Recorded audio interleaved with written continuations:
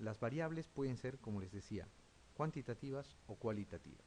Dentro de las cualitativas podría ser una variable categórica, pero no tienen un orden acá, ¿no es cierto? Hemorragia digestiva presente o ausente, ¿no? No hay un orden ahí, nada es, uno no es mayor ni menor. No hablan de hemorragia digestiva severa, leve, moderada, etcétera, ¿no? No tienen un orden. Es una variable categórica discreta, tampoco existe, ¿no? La discreta o la continua son variables cuantitativas. Esta es una variable cualitativa binaria nada más, ¿ok? Sí hemorragia digestiva, no hemorragia digestiva, ¿no? Es una cualitativa binaria.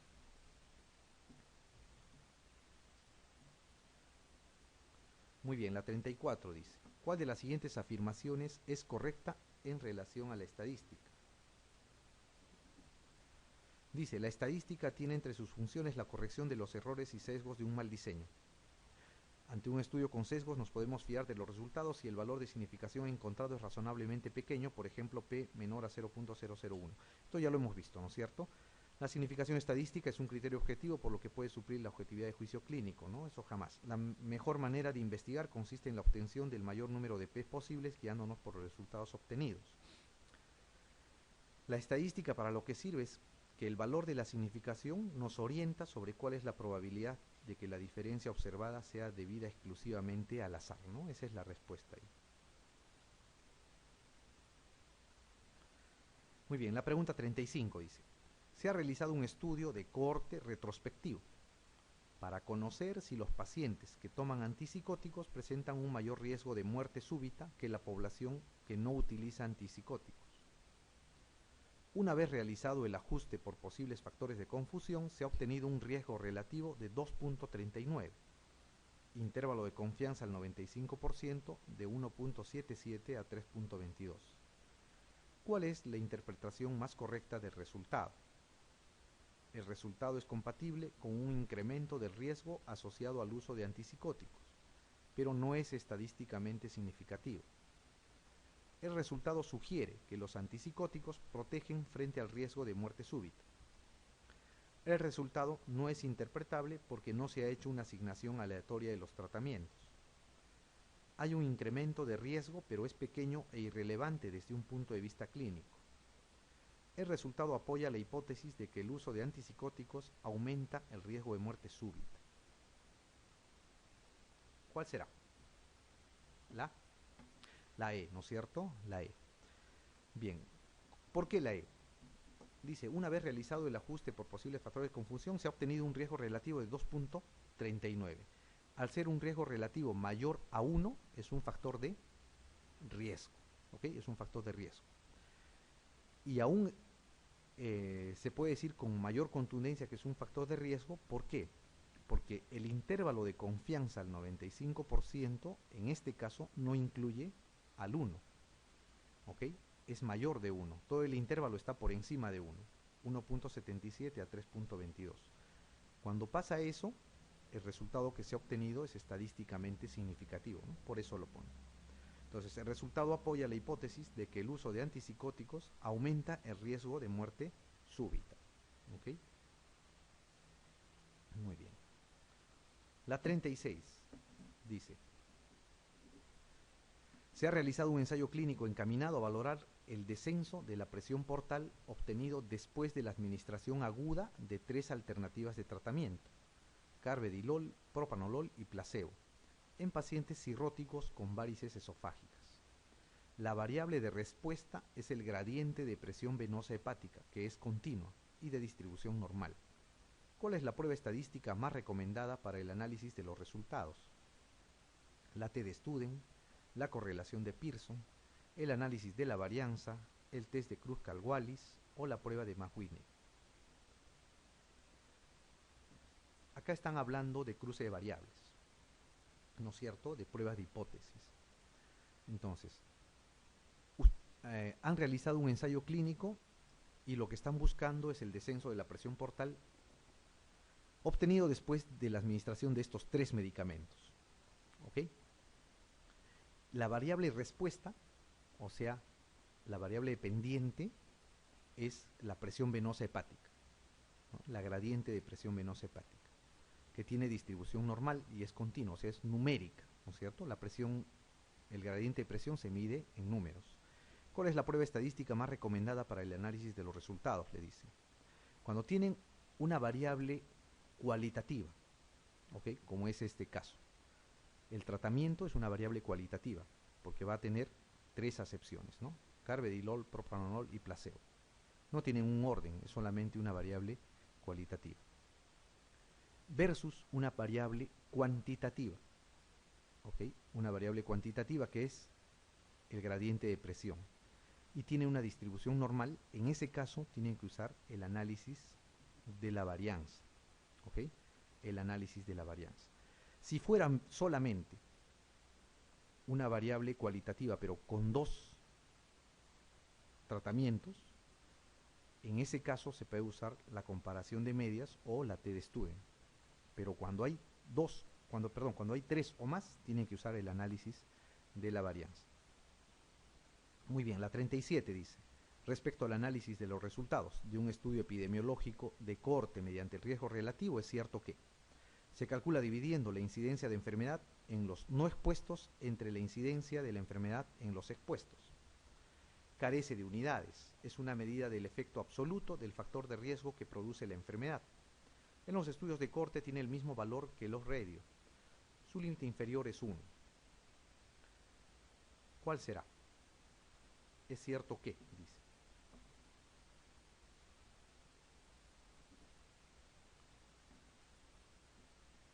Se calcula dividiendo la incidencia de enfermedad en los no expuestos entre la incidencia de la enfermedad en los expuestos. ¿Será cierto o no?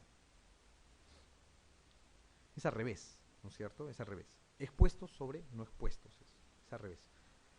Carece de unidades. Sí, pues, ¿no? Carece de unidades. Esa es la respuesta, ¿no? No tiene unidades. Su límite inferior no es 1, ¿no? El 1 más bien significa que no hay riesgo y no es factor de protección tampoco. Muy bien, la 38 dice: en un estudio clínico a una serie de pacientes se le trata con un nuevo fármaco para estudiar si en un periodo de tiempo después de la administración de dicho fármaco el nivel de bilirrubina ha disminuido. Se acepta que la distribución de la bilirrubina es normal. Para este diseño, ¿cuál es la prueba estadística de elección?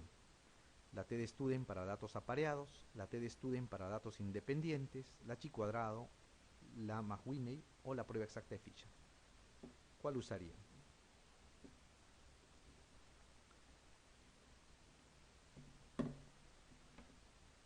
Ustedes tienen una serie de pacientes, ¿no? A las cuales les han dado un nuevo fármaco por un tiempo y después les han hecho un nuevo dosaje de bilirrubina. O sea, tienen un grupo de pacientes, les dosan la bilirrubina, les dan el medicamento a ese grupo de pacientes y les vuelven a dosar la bilirrubina para ver si ha mejorado o no.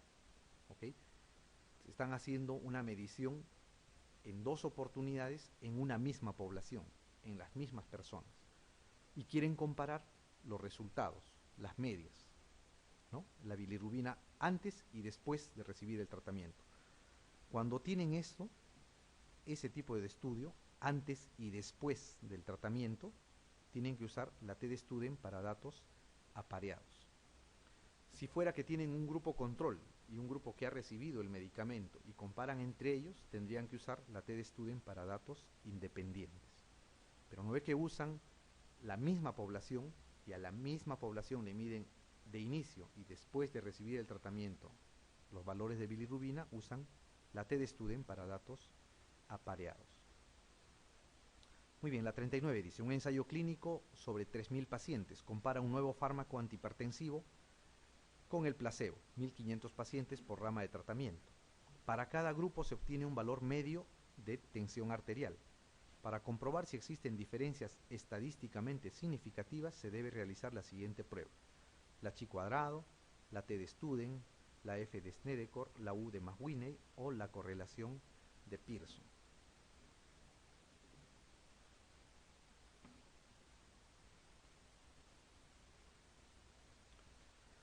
Tienen un ensayo en los cuales están comparando un nuevo tratamiento versus el placebo. O sea, la variable de tratamiento tiene dos acepciones, tratamiento nuevo y la otra es placebo. Y quieren comparar cuánto ha bajado o qué valores tiene la presión arterial respecto a si toma placebo o si toma el nuevo tratamiento. Entonces van a cruzar una variable cualitativa, que es placebo versus tratamiento, con la respuesta, que es una variable cuantitativa, que es el valor medio de la presión arterial. ¿Qué cosa usarían ahí? Una cualitativa versus una cuantitativa. Y solamente tiene dos acepciones la variable cualitativa, ¿ah? Tratamiento y placebo. Ahí van a comparar dos medias, ¿no es cierto? Dos promedios.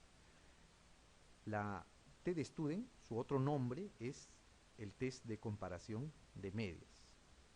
Entonces, si quieren ser más exactos, sería la T de Studen para datos independientes.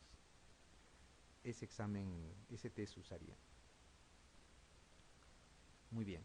La siguiente dice, en un ensayo clínico se comparan 3 tratamientos: placebo, tratamiento establecido y tratamiento nuevo.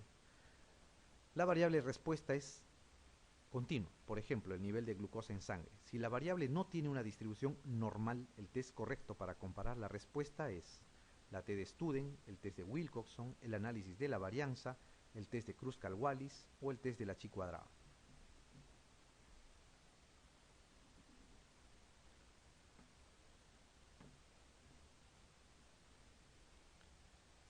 Acá dice, en un ensayo clínico compara 3 tratamientos: placebo, tratamiento establecido y tratamiento nuevo. Esto es una variable cualitativa, ¿verdad? La variable respuesta, ¿no?, con la que van a comparar es el nivel de glucosa en la sangre, que es una variable cuantitativa, ¿ok? Es numérica. Pero les dice que no tiene una distribución normal. Si tuviera una distribución normal sería el análisis de la varianza. Pero al no tener una distribución normal tienen que usar test no paramétricos, ¿ok? Entonces, aquí lo que tendrían que usar es el test de Kruskal-Wallis. Entonces, acuérdense, el test de Kruskal-Wallis es el homólogo del análisis de la varianza y se usa cuando la muestra que ustedes tiene una distribución asimétrica o tiene una distribución no normal. Muy bien, la 41 dice, ¿cuál de los siguientes no es un objetivo habitual de un ensayo clínico con un medicamento?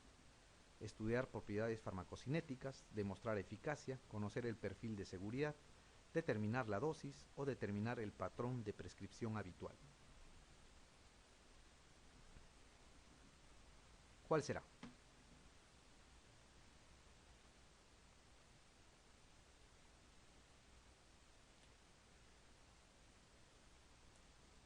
Determinar el patrón de prescripción habitual. ¿Se usará un ensayo clínico para eso? Bueno, esa es la idea, ¿no es cierto? Los ensayos clínicos sirven para eso, para ver cuál es la dosis más exacta, cuáles son los efectos colaterales, para determinar las dosis, ¿no? Conocer el perfil de seguridad. En la fase 1, en la fase 2, sí se usan los ensayos clínicos para ver qué seguridad tiene el fármaco. Para demostrar la eficacia también. Lo que no se usa normalmente es para estudiar propiedades farmacocinéticas, ¿no? La farmacocinética, la farmacodinamia se estudian normalmente en modelos animales, ¿no? Para ver cómo actúa, para ver por dónde se elimina, cómo se absorbe. Eso se hace un estudio previo, ¿no?, normalmente en animales. Muy bien, la 42 dice, al contrario de los estudios de eficacia que se realiza en condiciones experimentales ideales, los ensayos clínicos de efectividad pretenden evaluar el valor de un nuevo tratamiento en condiciones lo más parecidas a las que tiene lugar en la práctica clínica habitual. Este tipo de ensayos clínicos para la evaluación de la efectividad se denominan ensayos clínicos multicéntricos, ensayos clínicos aleatorizados doble ciego y paralelos, ensayos clínicos post-comercialización, ensayos clínicos pragmáticos o diseños de corte amplia.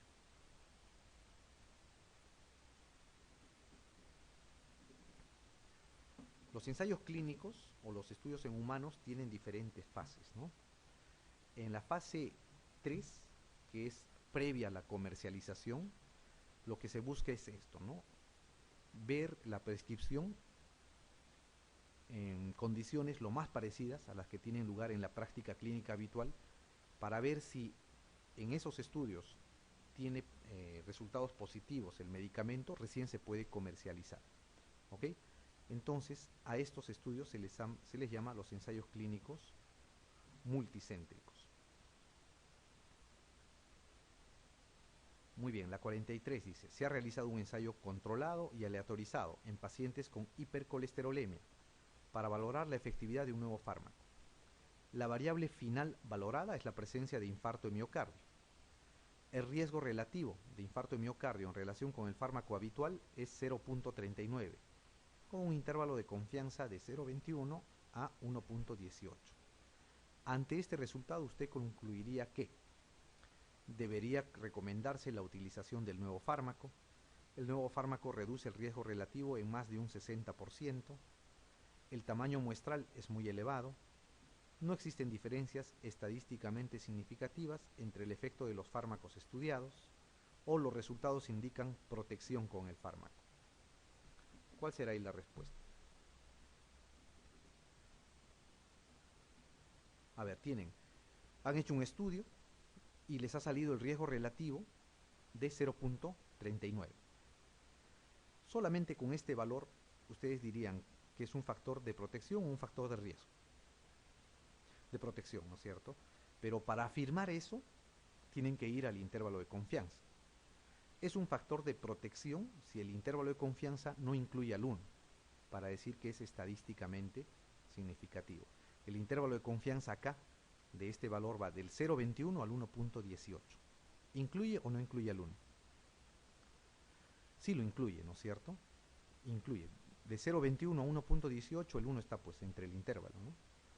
Ante este resultado usted concluiría que no existen diferencias estadísticamente significativas entre el efecto de los fármacos estudiados. ¿Por qué? Porque el intervalo de confianza al 95% del riesgo relativo incluye al 1. ¿Okay? Para que haya diferencias estadísticamente significativas no debe incluir al 1. El 1 tiene que estar fuera del intervalo. ¿Okay? Eso es una condición necesaria para hablar de factor de riesgo o factor de protección. La siguiente dice, estamos planeando hacer un ensayo clínico para comparar la eficacia de 2 antibióticos para el tratamiento de la neumonía. ¿Cuál de los siguientes datos no es útil para calcular el tamaño de la muestra? El número de pacientes que ingresan con diagnóstico de neumonía en nuestro centro, que es de 5 a la semana. El porcentaje de pacientes que se curan con el fármaco de referencia, que en los estudios publicados es 85%. La probabilidad de obtener un resultado falso positivo o error del tipo 1, que la fijamos en un 5%. La proporción de pérdidas de pacientes previstas, que en otros estudios similares de la literatura es un 10%. La diferencia mínima clínicamente relevante entre los dos fármacos, que la consideramos de un 10%. De estos, ¿cuál no usan o cuál no les sirve para obtener el tamaño de la muestra?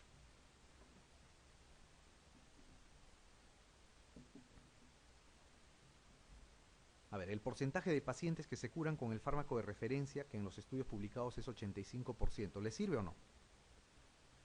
Sí, le sirve, ¿no? Esa es la famosa P de las muestras las fórmulas del tamaño muestral. La probabilidad de obtener un resultado falso positivo, error de tipo 1, que la fijamos en un 5%. También la usan, esa es la famosa D, ¿no es cierto? De dedo, de las fórmulas del muestreo. La proporción de pérdidas de pacientes previstas, que en otros estudios similares de la literatura es un 10%. ¿Servirá o no? Claro que sí, ¿no es cierto? La diferencia mínima clínicamente relevante entre los dos fármacos, que la consideramos de un 10%. También les va a servir. Lo que no sirve es el número de pacientes que ingresan con diagnóstico de neumonía en el centro, que es de 5 a la semana. ¿Okay? Eso no sirve para hallar el tamaño muestral. Les puede servir para saber cuánto tiempo van a estar o van a demorar en conseguir ustedes el número total de sujetos que van a estudiar, pero no para hallar vuestra muestra. Muy bien, la siguiente dice, ¿cuál de los siguientes objetivos no se puede evaluar en los ensayos clínicos de fase 1? Seguridad y tolerabilidad del fármaco y búsqueda de la dosis máxima tolerada, farmacocinética en dosis única y en dosis múltiple, farmacodinamia, dosis más eficaz para el tratamiento de una patología concreta, biodisponibilidad y bioequivalencia. ¿Cuál será?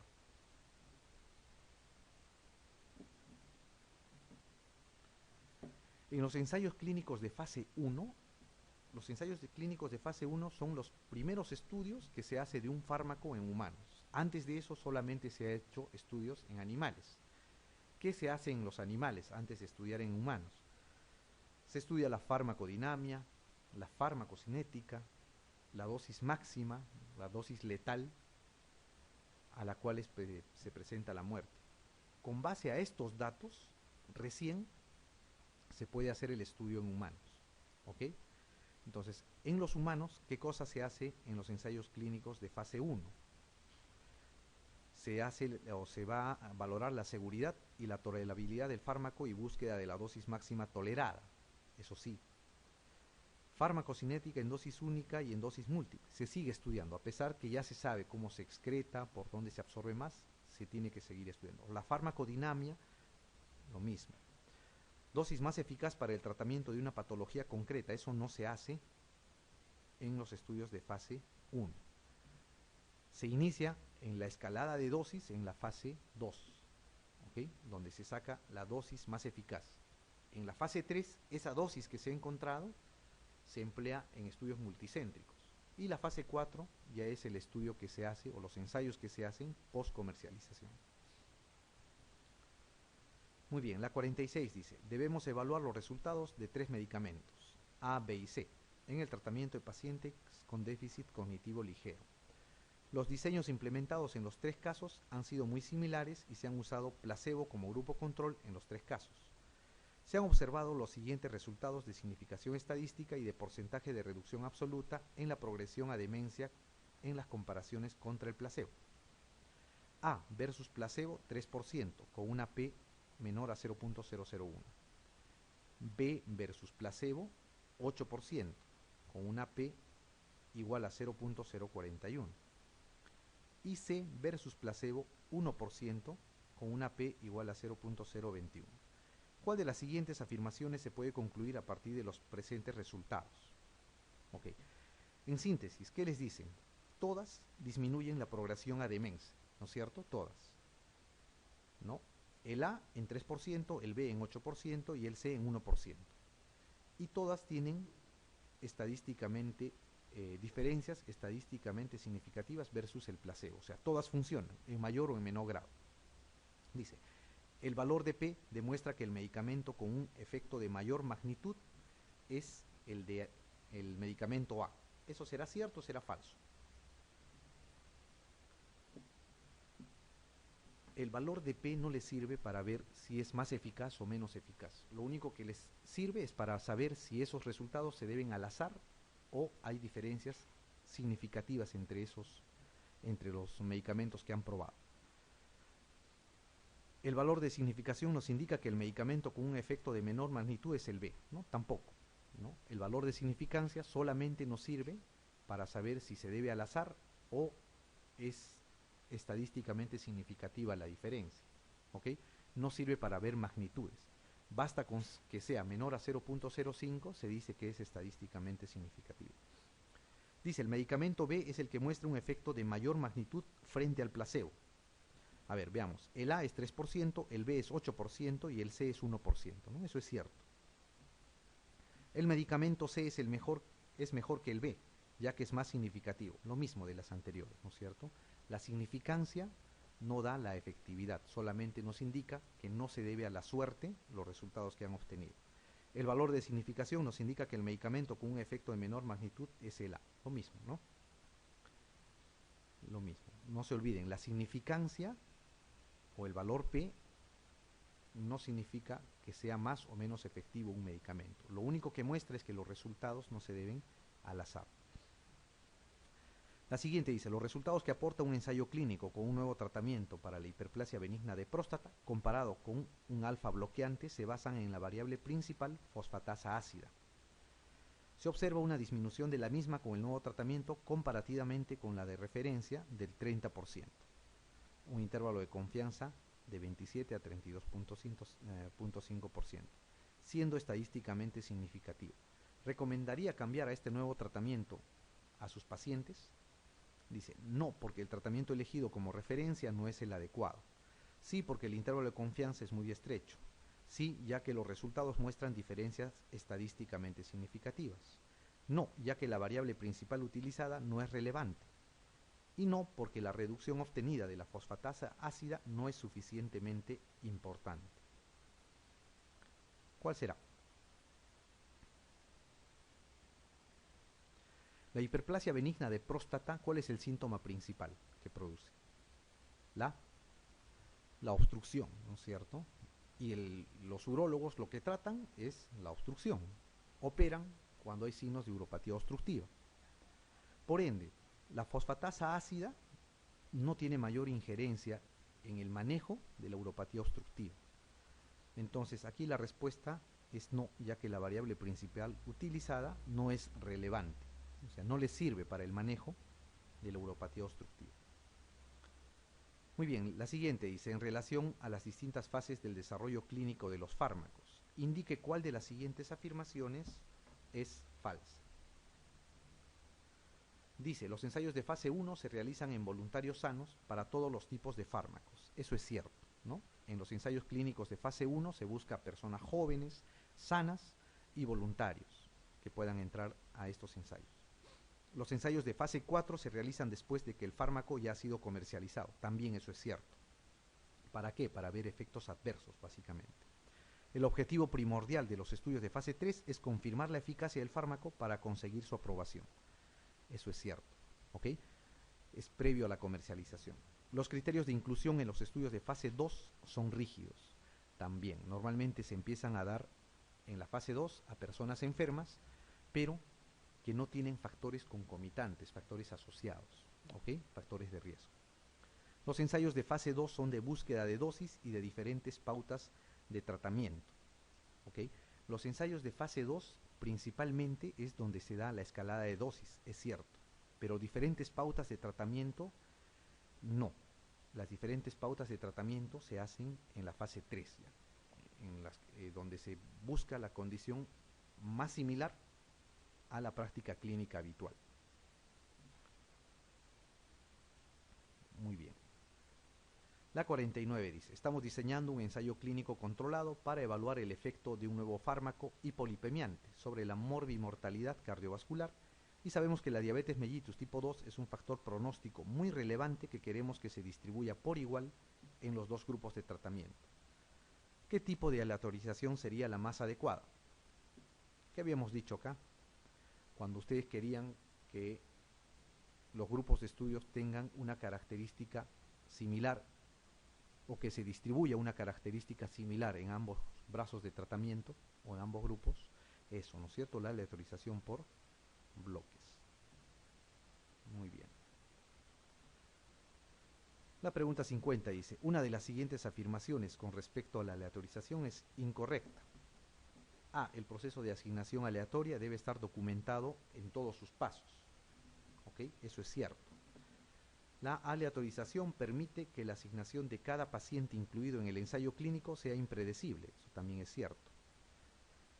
En el caso de un ensayo con aleatorización 1 a 1, todos los participantes tienen las mismas probabilidades de ser asignados a uno u otro de los grupos de estudio. También es cierto. La aleatorización asegura totalmente la homogeneidad entre los grupos de comparación, ya que este es su objetivo. Eso es falso. La homogeneidad se da gracias a los criterios de selección, ¿ok? De inclusión y de exclusión, pero no a la aleatorización. Idealmente el proceso de aleatorización debe estar enmascarado para evitar sesgos en la asignación de los grupos de comparación. Eso también es cierto. Muy bien, la pregunta siguiente dice, si le comentan que de 100 personas con un resultado positivo a una prueba diagnóstica, 40 tienen realmente la enfermedad, pensará que la sensibilidad de la prueba es del 40%, la especificidad de la prueba es del 40%, el valor predictivo positivo de la prueba es de 40%, el valor predictivo negativo de la prueba es del 60%, el cociente o razón de probabilidad positiva de la prueba es del 40%. Ok, ¿qué les dice? le comentan que de 100 personas con un resultado positivo a una prueba diagnóstica, 40 tienen realmente la enfermedad. ¿Ok? ¿Qué cosa deben pensar? La sensibilidad de la prueba es del 40%. Para hallar sensibilidad, ustedes tienen que usar el total de las personas sanas. ¿Ok? Acá no les dan ese dato.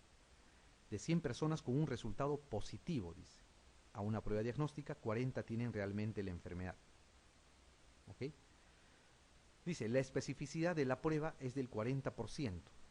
En ese caso, ustedes necesitan el total de las personas sanas, ¿no? En la sensibilidad necesitan el total de las personas enfermas. En la especificidad, el total de las personas sanas. No tienen esos datos, no pueden hallar sensibilidad ni especificidad acá.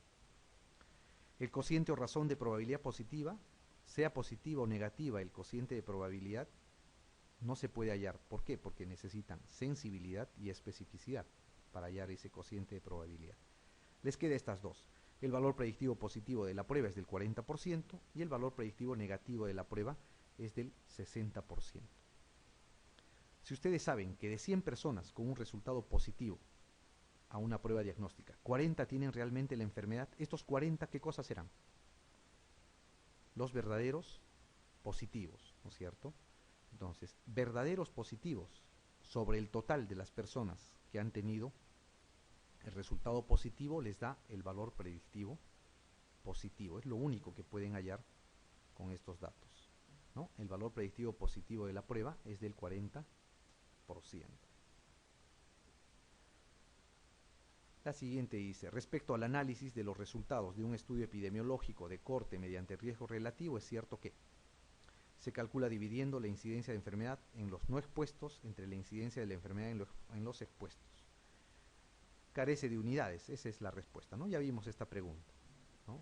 Recuerden que cuando se divide las dos tasas, las características salen, ¿no? Carece de unidades. Muy bien.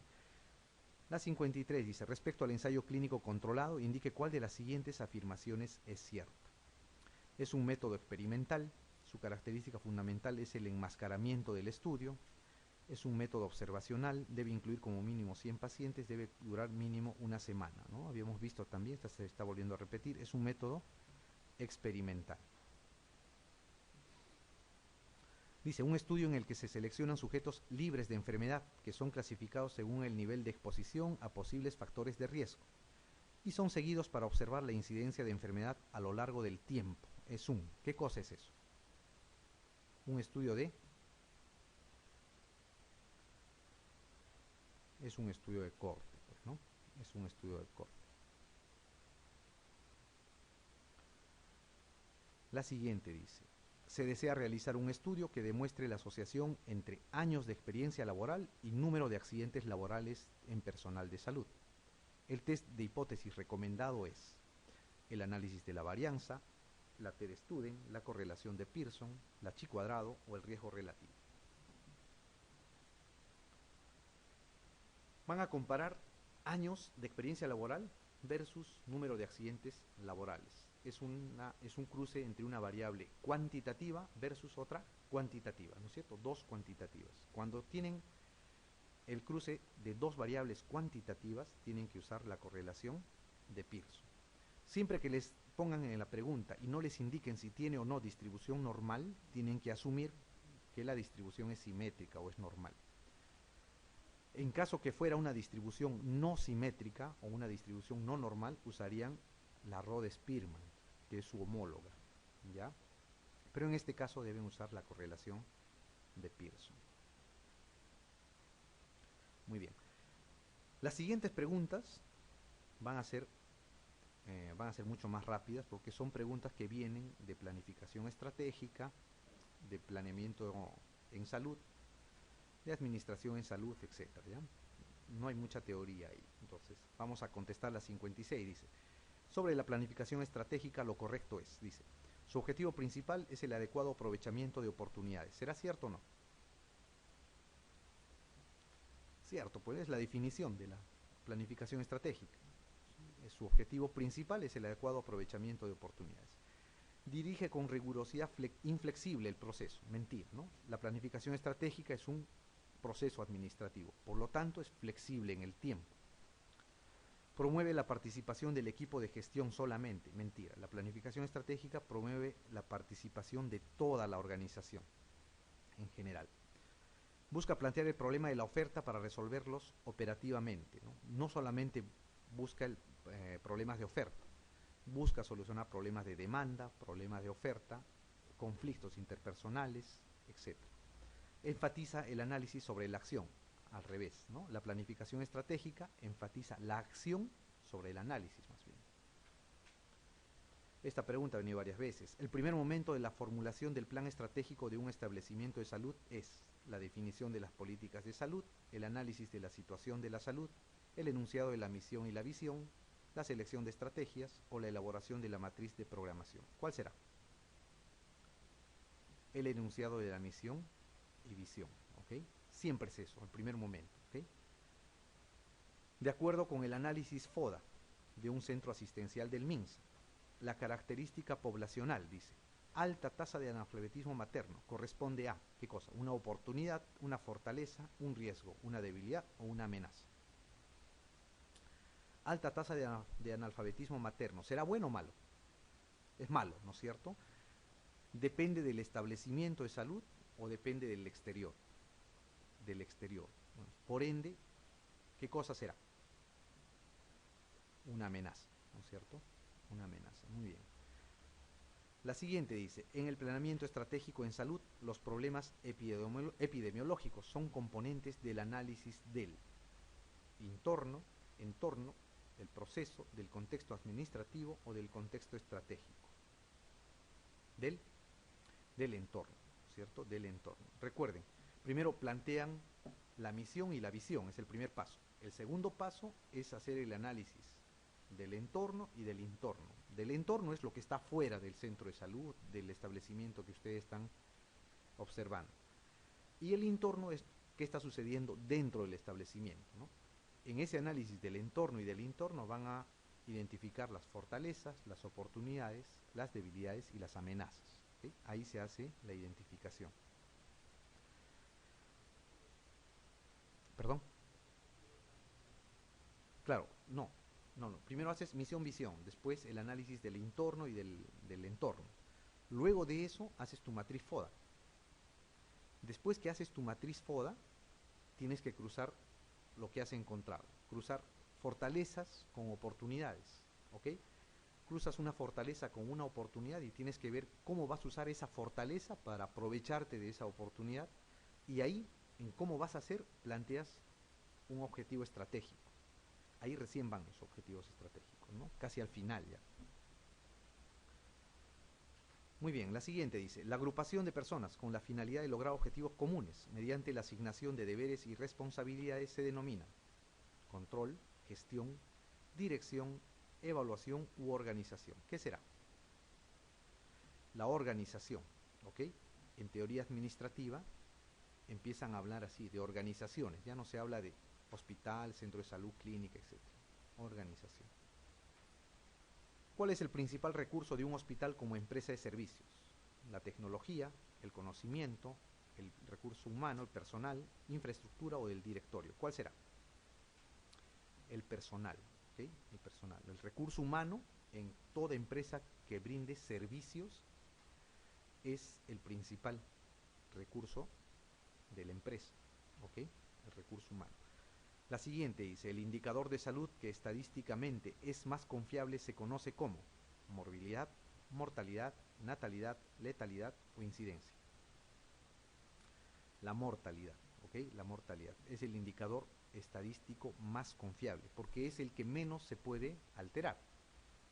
La morbilidad se puede alterar, se puede subvaluar, la natalidad igual, la letalidad igual, la incidencia igual, pero la mortalidad no. ¿Ok? La mortalidad es el indicador más confiable.